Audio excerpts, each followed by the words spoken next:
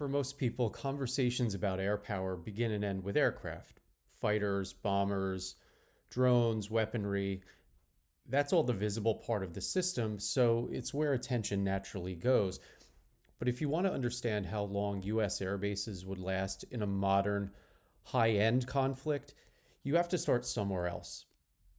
You have to start by asking what it means for an airbase to function. Because in modern war, an airbase does not have to be destroyed to be sidelined. It only has to fall below the level where it can reliably generate sorties, move fuel and munitions, maintain aircraft, and operate coherently under pressure. That distinction matters. When people ask how long an airbase would last, they often imagine a binary outcome. Either the base is there or it's gone. But real systems don't fail that way. They degrade, and they degrade unevenly. So what I want to talk about here is not whether US air bases would be wiped out, quote unquote, but how quickly they begin to lose effectiveness under sustained stress and what actually limits their ability to keep operating over time. There's a strong temptation to want a simple answer. Maybe it's time bound, the first 24 hours, 3 days, a week. I'm not going to do that. Not because the question is illegitimate, certainly it's something that we think about, but because no serious analysis can responsibly assign a countdown to a conflict that hasn't occurred. What we can do is talk about the structure of the problem, because the physics, the geography, the operational logic involved are pretty well understood. The starting point is this. In the Pacific, the United States relies on a relatively small number of air bases capable of sustaining high-tempo operations. These are hubs, places that concentrate fuel, munitions, maintenance, storage and capacity, command and control, all manner of logistics. Those bases aren't hidden. The runways are fixed. The infrastructure is there. It's legible. It's viewable. The operating patterns are well studied. In a modern conflict, especially against a peer adversary or a near peer, the concern is not that these bases are unknown. It's the opposite of that. It's that they're known too well. That leads to the first important clarification. When planners worry about airbase survivability today, they're not imagining random attacks or symbolic strikes. They're thinking about an adversary whose doctrine is explicitly designed to stress systems over time. So, in essence, to force repeated disruption rather than achieve one single decisive blow. The goal is not necessarily to destroy a base once, it's to make it unreliable. That framing helps explain why the problem is more complicated than just simply, can you crater a runway for good? Yeah, of course, runways matter. If you can deny the runway, you interrupt flight operations. But a runway is only one layer of a much larger system. A base can have a runway that's technically repairable and still be effectively marginalized, neutralized if other components fail. The fuel distribution, power, communications, maintenance, munitions handling, or simply the ability to conduct repair under continuous observation and threat. So it's useful to think in terms of time horizons. The first horizon is the opening phase. It's that first day. And in that window, survivability depends heavily on what has been done before a conflict starts. Are aircraft dispersed, or are they densely parked? Are fuel and munitions centralized, or are they distributed? Are shelters meaningful against the likely threats? Are decoys present? Is a base prepared to operate under degraded communication?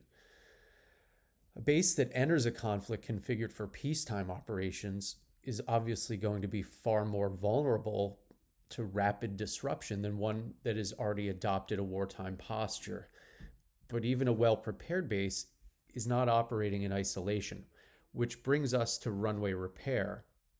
The United States has extensive doctrine and engineering capability that's devoted to rapid airfield damage repair. That's not improvisation, it's a mature stance and disciplines.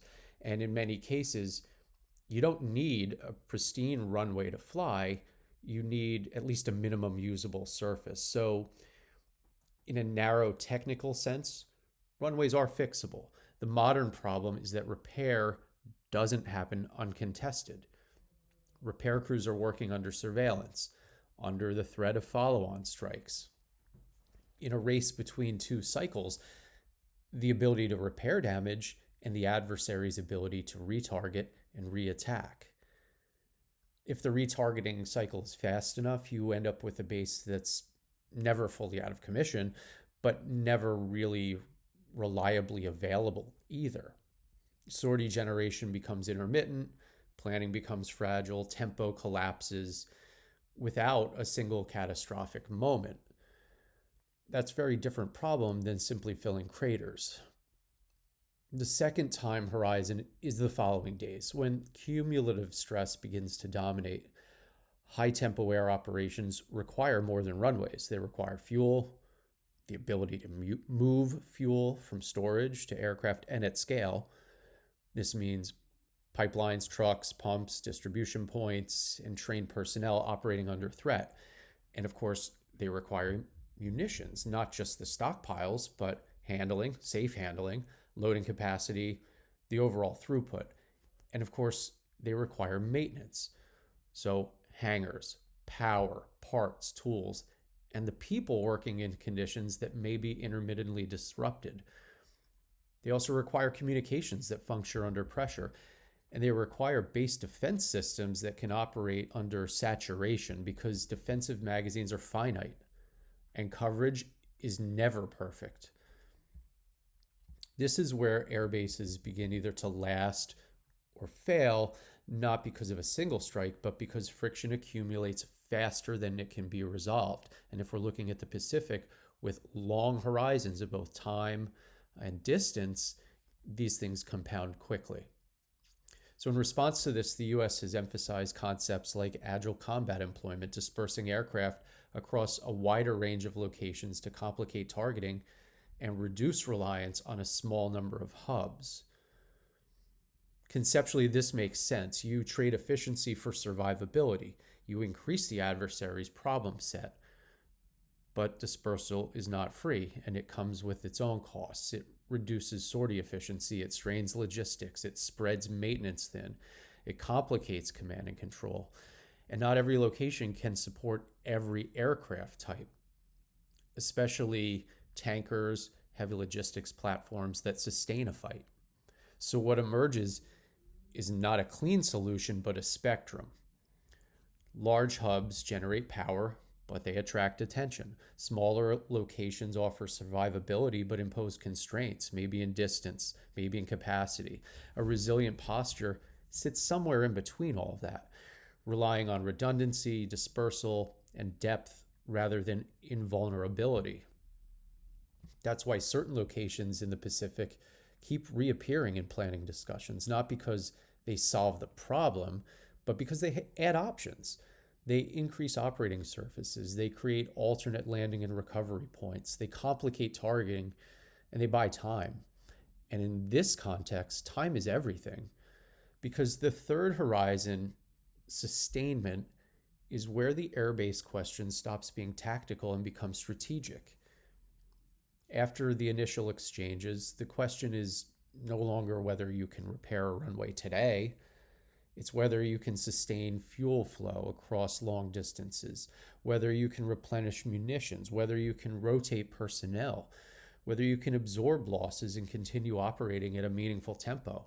At that point, airbase survivability is inseparable from industrial capacity and logistics endurance, which is why the most honest answer to the question, how long would US airbases last? It's not about a number.